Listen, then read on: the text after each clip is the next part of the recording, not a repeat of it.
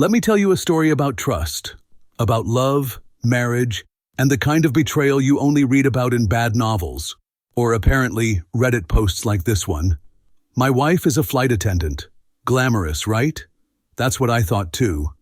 Beautiful woman, tailored uniform, hair always in a neat bun, the scent of hotel shampoo and overpriced airport perfume following her home like a trail of glitter and jet fuel. We've been married for 3 years. We met fast, fell faster, and got married like two drunk idiots at a Las Vegas chapel, minus the Elvis. She said she liked that I was stable. At the time, I took it as a compliment. Turns out, that was just code for, you seem like the kind of guy who won't ask too many questions. We have a daughter together. She's 2, bright, curious, and somehow already smarter than me. I work from home in IT, which makes me the de facto diaper wrangler and snack master, while my wife flies the friendly skies. It's a routine we settled into. She's gone 3 to 4 days a week, sometimes more. International routes, layovers in cool cities I'll never see. I used to track her flights online, just to feel connected. Her little plane icon zigzagging across the world while I was cleaning up spilled applesauce. She'd come home exhausted but cheerful. She always brought little trinkets from duty-free. Mini perfumes, European chocolates, an occasional soft toy for our daughter. She called me her rock. I called her my wings. God, I was poetic back then. Our neighbors called us the modern couple. She had her career, I had my flexible job, and together we balanced parenthood like pros.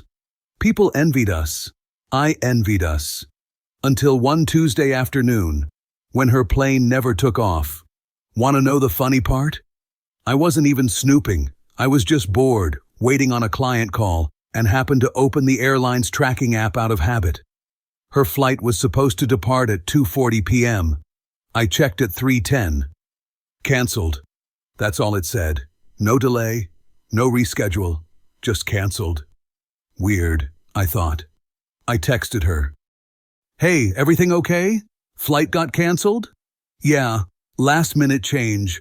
Don't worry, we're being rerouted. Boarding now. We'll text later. Huh. Boarding? On what plane? There's no replacement flight listed.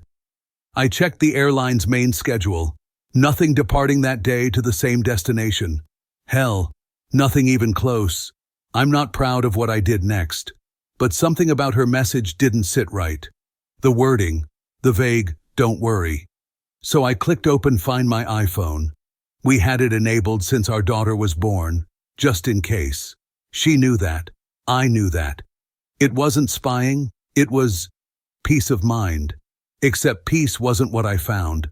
She was in a suburb, not near the airport, not in any hotel, just parked. For hours. No movement, not even the kind of I'm stuck in traffic movement.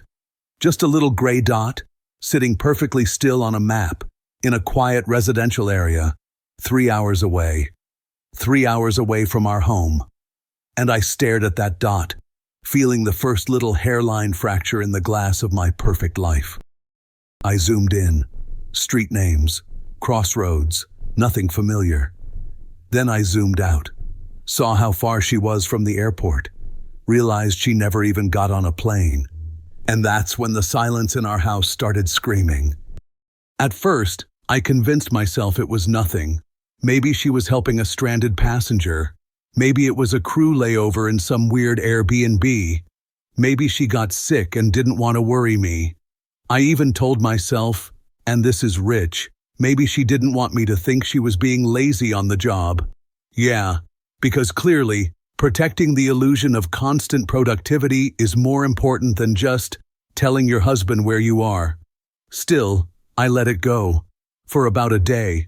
The next morning, the gray dot on the map moved. But not to the airport, not to any hotel, just a grocery store.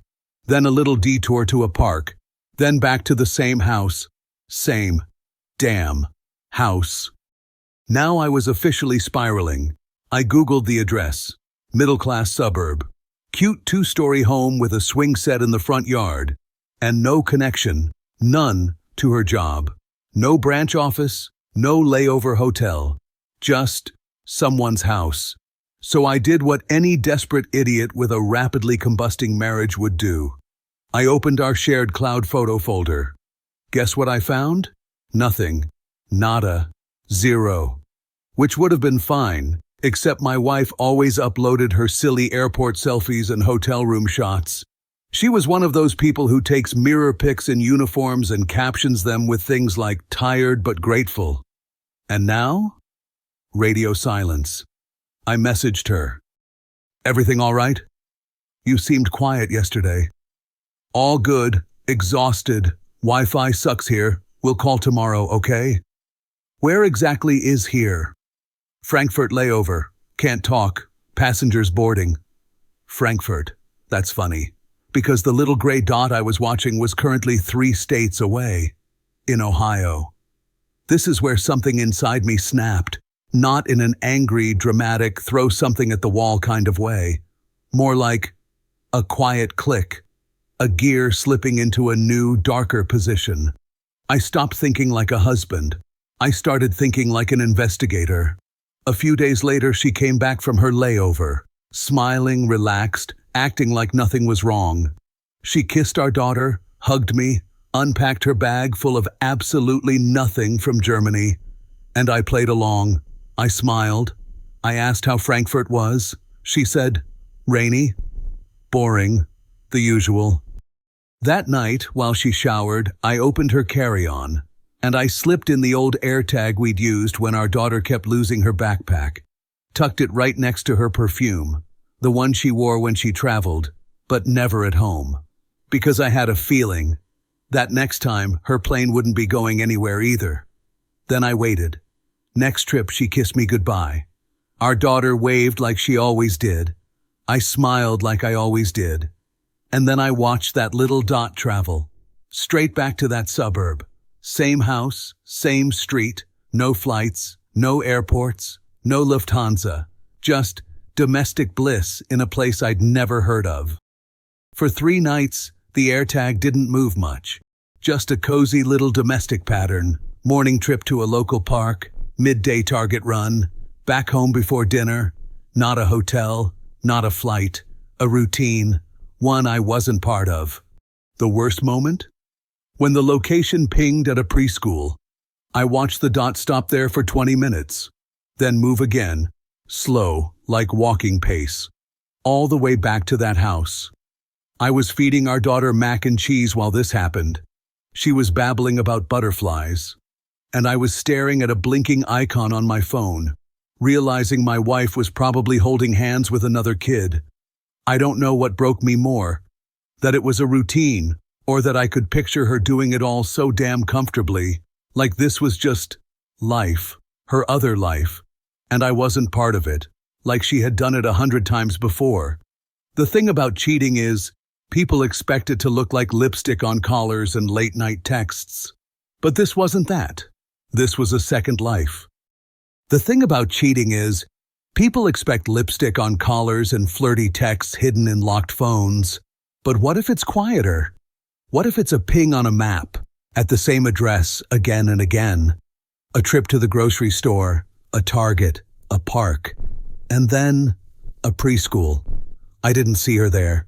I didn't see who she was with, but my brain did the math. That kind of routine doesn't happen overnight. You don't just casually pick up a backpack from a preschool for no reason.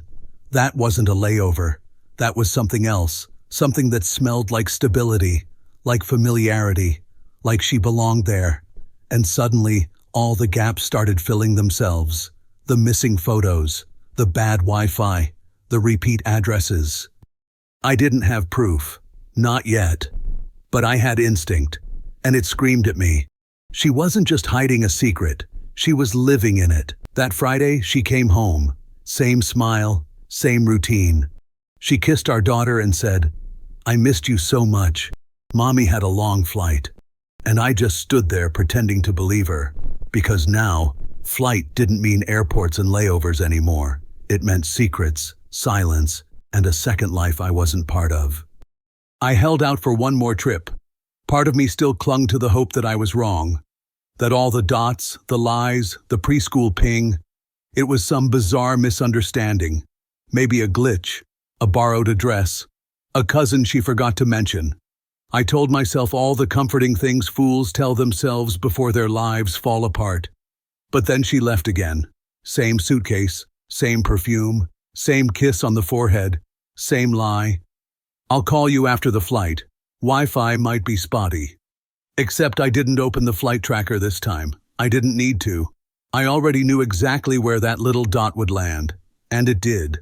Same street, same house. So I made a decision. I packed a bag, dropped our daughter off at my sister's, said I had a work training out of town. My sister smiled and said, "You never get a break. Good for you." I nodded, numb. I didn't feel like a man going on a trip. I felt like a man going to witness his own funeral. It was a quiet drive, 3.5 hours of silence, broken only by the low hum of the tires and my own thoughts eating themselves alive. I didn't blast music, didn't scream. I just sat there, gripping the wheel like it was the only thing keeping me from coming apart. I didn't know what I'd do when I got there. No confrontation fantasy. I just needed to see it. To know. To stop living in the blurry space between suspicion and truth. The neighborhood was painfully normal. Tree-lined streets, kids on bikes, lawns too green for fall. I parked across the street from the house, the one I'd seen on Google Maps too many times now. It looked like any other home. Beige siding, white trim, wind chimes. But to me, it was a crime scene. I waited. At first, I felt ridiculous. Sitting there in a rental car, pretending to check my phone while scanning the driveway like some amateur PI. I half expected a neighbor to knock on my window and ask if I was lost. But then the front door opened, and there she was, my wife, wearing sweatpants and an oversized hoodie, her hair in a messy bun, no makeup, holding a coffee mug with both hands. She looked comfortable, casual. She looked like home, not our home, this home. She stepped out onto the porch and took a deep breath, like she'd slept well. Then came a man, tall, relaxed, wearing old flip-flops and a worn-out hoodie. He stood behind her, wrapped one arm around her waist, and kissed her on the temple. Not passionately, not nervously. It was casual, familiar, automatic, like it was the 1,000th time he'd done it. And then, the kid, a little boy, maybe 4 years old, came barreling out the front door with a piece of toast in one hand and a toy in the other. He ran straight to her. She bent down instinctively, caught him mid-jump, and laughed. Laughed. She said his name. A name you use when you've used it 100 times before. She kissed his forehead, then straightened up and held his hand as they walked to the car. The man followed, opened the back door, buckled the boy into a car seat. My wife got into the passenger seat like it was her daily routine. And they drove off, probably to preschool, or Target, or pancakes, you know, family stuff. I sat there, completely still. My hands clenched so hard on the steering wheel I thought I might tear it off. There were no tears, no yelling, just silence. A roaring, all-consuming silence. My wife wasn't cheating on me. She was living an entire parallel life. One with a man who kissed her in the morning. One with a child I'd never met. One where she wore sweatpants and smiled without guilt. I waited until they came back. It was almost evening. The sun was low, the kind of warm light that makes even betrayal look golden. They pulled into the driveway. The little boy was asleep in the back seat. She carried him inside, head resting on her shoulder. He followed with a grocery bag, and something about the way they moved, synchronized, habitual, hit me like a truck. They didn't look like they were playing house. They looked like they'd been a house. For years, I took pictures, not because I wanted to, but because I knew, deep down, that if I didn't, I'd spend the rest of my life being gaslit by someone who could lie with a straight face to a toddler. When the lights turned off and the house settled into nighttime, I started the engine. I was driving away, from the version of her I thought I knew, and toward whatever the hell came next. I didn't sleep that night. I just sat in the living room, staring at my phone, scrolling through the photos I'd taken like I was reviewing evidence from someone else's life. Like this wasn't my wife, my daughter's mother, my marriage. I zoomed in on her face in one of the shots, smiling, mid-laugh, holding that little boy's hand, and I swear to God, she looked happy. Happier than I'd seen her in months. Years, maybe. That part cut deeper than anything else. The next morning, she came home, wheeled in her suitcase, took off her jacket, greeted our daughter like she always did. "Missed you, baby. Mommy's so tired. That was such a long flight." I watched her from the kitchen. She said it like clockwork, like it had been pre-recorded and set on loop, like the lie itself had become a part of her routine. I waited until our daughter was down for a nap. Then I walked into the living room and placed my phone on the coffee table between us. Unlocked, gallery open, pictures visible. She didn't even glance at it. Instead, she kept scrolling Instagram like nothing had happened. So I said it. "How long?" That got her attention. Her fingers froze on the screen. She looked up at me, not shocked, not scared, just calculating. "How long what? How long have you been living a second life behind my back?" There was a pause, and then she did the most insane thing imaginable. She laughed, not a belly laugh, not hysterical, just a short, bitter little exhale. "Oh, you've been tracking me?" No apology, no guilt, just instant deflection. I didn't answer. I just tapped the phone and flipped to the next photo, the one where she's holding the boy's hand. Her face changed, slightly. A flicker of something. Annoyance? Shame? I couldn't tell. "You followed me?" "I saw you," I said. "I saw everything." She rubbed her temples like I was giving her a headache. "You don't understand." "You have a 4-year-old son," I cut in. "You've had him longer than you've had me." Silence. "And you're married to me, while you're playing house with him and some guy in Ohio." She opened her mouth, closed it, then finally said, "I was going to tell you." And that's when I laughed, because of course she was. She was just waiting for the right time, right? Like maybe after the next family vacation, or when our daughter started school, or never. "Is he his?" I asked. "The boy?" She nodded. "You were with him before me?" Another nod. "And you never thought to mention, I don't know, the entire human you brought into this world?" She stood up, started pacing, arms crossed, eyes darting. "It wasn't like that." "Then what was it like?" She didn't answer. I kept going. "You married me. You had a daughter with me, all while playing mom to another kid in another town. How many birthdays did you miss here to make it to his?" She didn't look at me. And I realized I wasn't talking to my wife anymore. I was talking to a stranger who had memorized my routines, smiled on command, and spent half her life somewhere else. She finally sat down, hands in her lap, eyes low. "I never wanted to hurt you." Classic line, like it's some kind of moral shield, as if not wanting to hurt me somehow rewrites the fact that she absolutely did.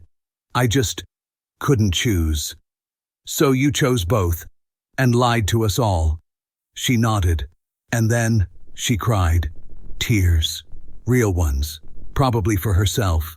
I didn't yell, just stood up, walked to the door, and said, "I'm taking our daughter. You can figure out the rest." She looked panicked. "Wait, you're just going to leave?" "You already did, over and over again. I'm just catching up." She didn't try to stop me that day. I picked up our daughter, packed 2 bags, hers and mine, and walked out the front door without looking back. No screaming, no fight. She just stood in the hallway, mouth slightly open, as if the words to fix this might suddenly arrive if she stayed still long enough.